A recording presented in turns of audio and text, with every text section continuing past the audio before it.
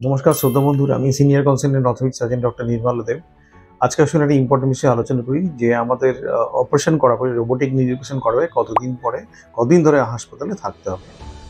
এখন এটা দুটো ফ্যাক্টর নির্ভর করছে। প্রথম কথা হচ্ছে যে আমি যদি এক সিটিংয়ে বাইল্যাটারাল রোবোটিক নির্বাচন করি তাহলে আমার মনে হয় 5 দিনের duration is enough hospital stay.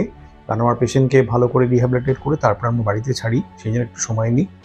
আর যদি স্টেজিং করি তাহলে মনে হয় তার থেকে 1 কি 2 দিন বেড়ে যেতে পারে ম্যাক্সিমাম। পুরোটাই হসপিটালে ইন্স্যুরেন্সের কাভারেজে এসে যায়।